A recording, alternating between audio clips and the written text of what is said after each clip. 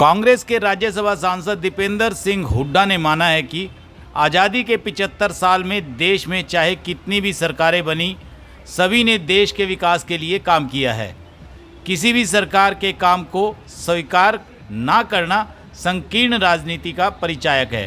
दीपेंद्र हुड्डा आज रोहतक जिले के सांपला में कांग्रेस द्वारा आयोजित 75वीं आज़ादी गौरव यात्रा में भाग लेने के लिए पहुंचे थे। यहां उन्होंने कॉमनवेल्थ में मेडल जीतने वाले खिलाड़ियों को बधाई देते हुए कहा कि हरियाणा सरकार को पुरानी खेल नीति लागू करनी चाहिए।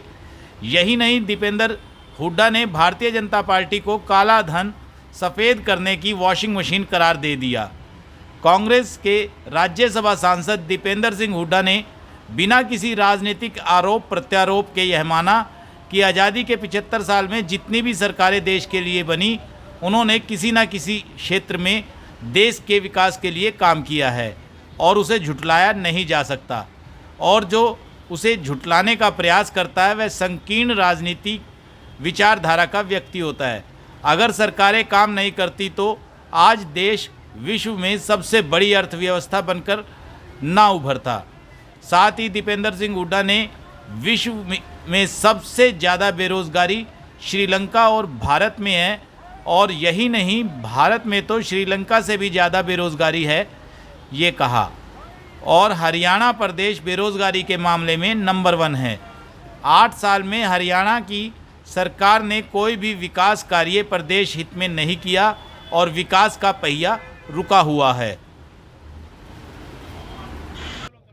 के लिए प्रोटेस्ट किया दिल्ली में, हमने देखा प्रियंका गांधी आप लोगों के साथ थी, लेकिन पुलिस उसमें भी दो महंगाई और अग्निपथ, क्योंकि अग्निपथ पे तो चर्चा ही नहीं कराई सरकार ने इस पूरे सदन। इन दो विषयों को लेकर, और अग्निपथ बेरोजगारी से भी जुड़ा हुआ है, ये प्रदर्शन किया है। जिस तरह से महंगाई ने आज हर घर का बजट बिगाड़ने का काम किया है, ये देश के लिए चिंता का एक बहुत बड़ा विषय है। और इसी तरीके से बेरोजगारी, आज हिंदुस्तान के अंदर बेरोजगारी, बाकी देशों के वर्ल्ड बैंक ने डेटा सूची जारी करी है कि दुनिया में सबसे ज़्यादा बेरोजगारी है श्रीलंका और हिंदुस्तान में। हिंदुस्तान में श्रीलंका से भी ज़्यादा है, और हिंदुस्तान में सबसे ज़्यादा बेरोजगारी आज हरियाणा में है। तो ये कैसी सरकार आज हरियाणा में आई होगी, जो खट्टर सरकार है।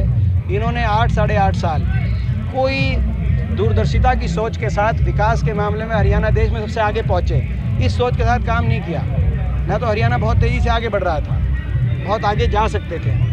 आज विकास वहीं स्थिर है। जैसे मेट्रो आखिरी स्टेशन साखोल में रुक गई, ऐसे ही विकास भी हरियाणा का रुक गया कहीं और ये आज इसका नुकसान प्रदेश के, मैं समझता हूँ नौजवान पीढ़ी को इसका बहुत नुकसान हो रहा है। आज प्रदेश का नौजवान, देश में सबसे ज़्यादा बेरोजगारी दर और जो है सबसे नकारात्मक वातावरण झेलने के लिए प्रदेश के नौजवान को आज सब देश में ये काम किया। देखिए, सभी का कोई ना कोई योगदान देश में देश के लिए रहा है, और ये मैं राजनीति से ऊपर उठ के बात करता हूँ। हर सरकार अपने अपने तरीके से कुछ ना कुछ, हर सरकार का देश को आगे बढ़ाने में योगदान रहा है। तभी जो जिस देश को जब आज़ादी मिली तो ये कहा जा रहा था, विंस्टन चर्चिल जा रहा कि ये बिखर जाएगा, ये भारत देश एक होकर नहीं रह सकता। आज वो देश 21वीं सदी में सबसे शक्तिशाली अर्थव्यवस्था और देश के रूप में उभर के जो आया है, उसमें सभी का इन 75 साल में सबका अपना अपना योगदान रहा। किसी के योगदान को ना तो झुटलाया जा सकता, ना छुपाया जा सकता। इस तरह की राजनीति जो लोग करते हैं, वो मैं समझता हूँ कि वो अपनी संकीर्ण राजनीतिक, छोटी राजनीतिक सोच के साथ इस तरह की बात कह सकते हैं कि उसने कुछ नहीं किया। ये देश, सभी अपने जितने भी प्रधानमंत्री बने, सभी का योगदान ये देश याद करता है। आपने